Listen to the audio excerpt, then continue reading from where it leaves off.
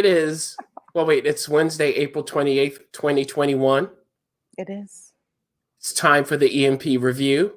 Mm-hmm. It's your host, Chauncey, with Chef Extraordinaire, Brandy. How are you, Brandy? I'm doing well, Chauncey. How's the entrepreneur whispering going for you? Depends on who I'm whispering to. Shady. See how you could be so nice and shady at the same time. You have a talent for that. It's like, wait a minute, was that shade? Very good. Well, we're happy to be here with you. Joining us off cam, of course, is EMP Drea. If you're here with us live, talk to us in the comments section of whichever platform you're on. If you have questions, put them in there. We'll get to them and we'll have a good time. And we're still dealing with Carrot On. That's the theme for this month. This is the final day for this. It's the last day of Carrot On. Oh my goodness. I know. Well, before we get into that, Brandy, tell us, how do we become a member of Entrepreneur Meal Plan? Yeah, so Entrepreneur Meal Plan is simple. For a low fee of $30.23, you get to join a community of entrepreneurs. Wait a minute now. $30.23. So people about to be like, what? That's why we're here together, tag teaming. You understand? We don't want you out there solo on your own. We want to make sure you have other people to catch you when things like that happen. Yes, Chauncey. $30.23 a quarter. You get access to the Entrepreneur Meal Plan community, which gives you meal plans, recipes, shopping lists, business building resources, networking opportunities, access to these cooking demos, the replays of these cooking demos, and just a warm, fuzzy feeling that you are amongst like-minded people who want to feed their mind, body, and business well. Mm-hmm. And you even had amongst in there. Very good. Okay. So for Carrot On today, Brandy, what is the recipe? It's some sort of salad you're doing, right? Yes, we're going to do a sweet and spicy shredded carrot salad. Really simple, really tasty, really nutritious. I hope so. So yes, so go ahead and get set up, and after our little break, Brandy, we'll show everybody how to create a salad that makes your mouth water. Thanks, George.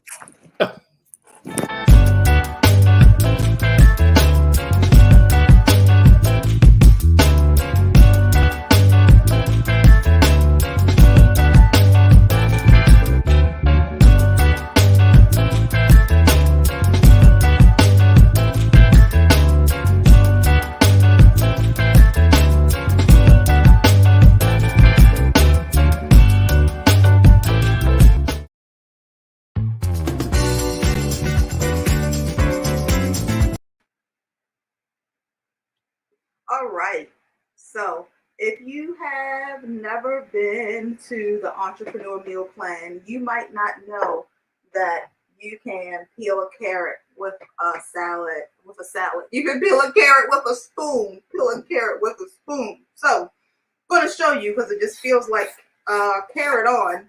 One should see this to end off this exciting month of carrot recipes. Now, as you can see, instead of getting out your good old peeler, take a nice little spoon, peels the skin off really, really easily. Now, if you happen to have shredded carrots already at home, like pre-shredded, you can skip this step. But if you don't, this is how you make it get done fast and simple. The spoon, and like I say, you see, not a lot of effort, and the goal is just to get that first layer of skin off. It was pre-washed before. I'm gonna move all of this to the side. All right, now I'm at my bowl, and what we're gonna do is just shred some carrots. And I'm gonna cut this too, because it's gonna be a little easier for me to handle. A little easier for me to handle, not the whole thing. So I'm just cut it, mix a little more shredding friendly. All right, so bam, and literally just a shred. Like I said, you can buy carrots already shredded, but sometimes I like to use stopping to cook a simple dish as an opportunity just to have some like quiet, mindful time. And don't get me wrong, you could mindfully pull shredded carrots out of a bag and put them into a bowl. But it's something about, for me, sometimes this act of just breaking things down in real time that just feels really good. It's a nice break from sitting in front of your computer and using your mind for business. Like it's kind of fun to just kind of go into this meditative state of shredding, chopping, cutting, dicing, whatever it is you're deciding to do. And this was a pretty large carrot, as you guys saw. This is considered a juicing carrot. If you ever go to a juice bar, you see these carrots. They actually grow them to be larger, so that when you juice them, you don't have to use as many carrots in the juicing process. So these larger carrots are juicing carrots, though they can be used for anything else. So there you have it. And I think we had the conversation about baby carrots not being a natural phenomenon. They're actually a way to eliminate waste in the carrot crops. So just a fun fact. All right, got enough of this. So listen, shredded a large carrot. If you don't have a juicing carrot, I'd probably say 2 medium carrots would be how we will go with this. And when I say this is a super simple recipe, this is a jalapeno. You can use a serrano pepper, whatever's available. This actually is a serrano pepper. You can use a jalapeno if you don't have a serrano pepper. My local grocery store only had serranos, so that's what I went with today. Literally, I want it spicy, so I'm going to keep most of these seeds intact, but not too many because I don't know how hot it is. So this is what you got to do. You got to make sure that you adjust the heat, because these seeds, they get you. And if you don't want to get got, you want to get these seeds out of there. So as always, when we're cutting things, you want to use our lines. Our lines are what make the cooking process a lot easier. You take them, and I'm going to make them, these are going to be small dices, really small dices that are going to go inside of there. Now, I guess if you weren't concerned about like the heat, like having the seeds, like so many of the seeds inside, you could like shred them in. But I like to be able to control my heat. So I like to dice them up and put them in that way. Then I'll taste and determine if I want to put the other half of them in or not. But like I said, this is a sweet and spicy salad. So I'm going to start with a little bit of heat from the beginning. Now we're going to go use our good friend cilantro. I love an herb. Herbs make me happy. So we're going to put that in. Now, if you happen to be one of those people where cilantro does not vibe with your palate, then you could swap this out for parsley. As you can see, I'm not only cutting the leaves of this cilantro, I am also cutting the stems. The stems of herbs have lots. The stems of herbs have lots of flavor in it. That a lot of times what will we do? We will throw them out or not use them, thinking that we only want to use the leaves, but that's not the case. Not the case. You want to maximize. You want to maximize your produce always. And I love herbs. I'm probably going to just chop these, but not put them in just yet. Just want to gauge what this all looks like once I give it a nice little stir. Also, going to use the juice of our good friend lime. which is literally just a cut and a squeeze. I don't have any fancy tricks for limes. Oh, you know what? There's a citrus trick that I think I may have learned from Rachel Ray ages ago, where you can put your lime or your lemon in the microwave for a couple of seconds and get more juice out of it. Now, I'm not 100% sure how that happens. I don't know why that's the case. Maybe it softens it up, so it just makes it easier to squeeze. That could be it potentially. So yeah, I don't know. I'm gonna also add a little bit of zest of the lime in here. You know, I love to use my skin of my citrus fruits. They add so much, just like flavor, like a different layer of flavor than the juice. I'm gonna throw that in. Now I'm gonna stir and get this fun green and what is this? Green and orange salad going here. It smells like just very fresh. Like I don't have another word. Like that lime, the nice herbaceousness from the cilantro. Just that those two things are really coming through here. I'm gonna add a little bit of cumin, a little bit of garlic powder. Oh, this did not come off. A little garlic powder, a little cumin, a little bit of Dijon mustard for some tanginess and also creaminess. Dijon has some good old tang happening. Like mustard is definitely one of my favorite things to kind of just keep in the kitchen. First off, it doesn't have any oil. They don't add any salt to them, and different types of mustard add different layers of flavor to dishes. Now, I want this to be a little creamier, so I'm going to add in a little more Dijon. I'm also going to grab some apple cider vinegar just to give this a little more wetness. So hold 1 second for me.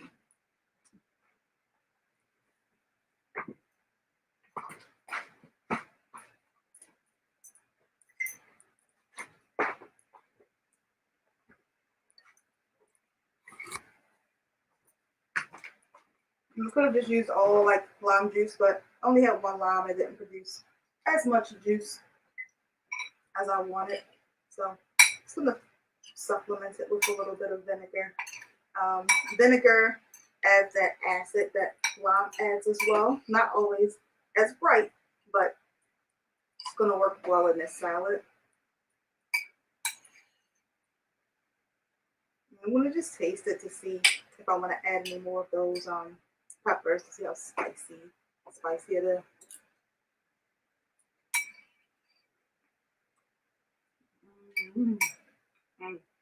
Ah. So this is like community spice. Like it's like a nice lingering heat afterwards for half of this one, but I'm gonna add another bit of this just so I can get a little bit more heat. But that's good. I mean, so this is good. This is a good salad just to kind of have as a salad. Like if you just want to eat, I just took that lingering heat in the back, that swallow, you can really feel it. If you want to just eat it just straight, like, oh, I just want a salad, just a shredded salad, let me just grab something raw, fast, and fresh, then you can totally just eat it like this. Or you could put it on stuff. Like you could throw this onto a sandwich, throw this on top of a bean burger or something like that. So just something to think about. And now, I know this might seem weird. You can eat it just like this. And the sweetness from the carrots really does justify the name.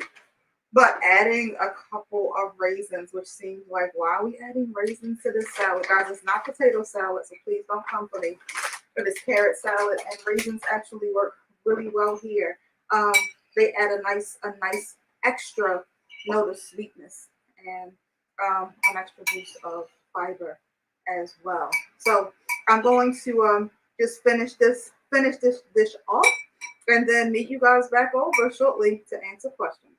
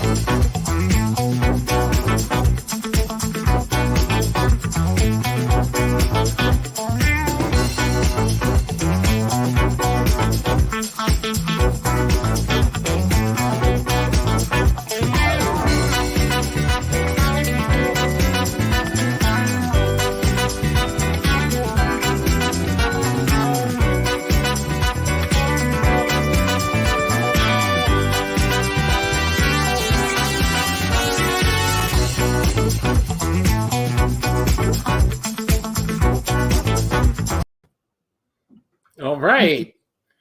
So as usual, it's always something new, a little twist you throw in, Brandy. It's nice to see. So everybody, if you have questions, you're here with us live, type them in to wherever you have a comment section or chat section. And I have some questions as usual. So the first one, Brandy, what other food staples can you pair with carrots? Oh, cucumbers. Oh. Steak. Now, corn works with carrots. Corn, peas, carrots. That's a good combination. I feel like those are staples. What else would I do with a carrot? That's a staple. Mm-hmm. I like the idea of it shredded with spinach. Not like, I don't like the idea of it like sliced or diced with spinach, but shredded with spinach. I like that idea. Or any salad green, honestly. I think shredded carrots works well in that. What other What about it like a mirepoix? You could do that, right? Oh, you're right. Look at you. Yes. Onions, celery, and carrots. Look at somebody over there knowing stuff. I know a little bit, just enough to be dangerous. So a question from EMP Drea. What about broccoli? Adding that to the salad. Oh, yeah, that would work really well. I would do the florets. Like I would take the florets and make them really small. And I'd probably take Wait a minute. Whoa. I got to pause you. Mm-hmm. Who is not eating broccoli florets? Let me tell y'all something. If you're going to have broccoli, it has to be the floret. I agree. But don't waste that stalk, though.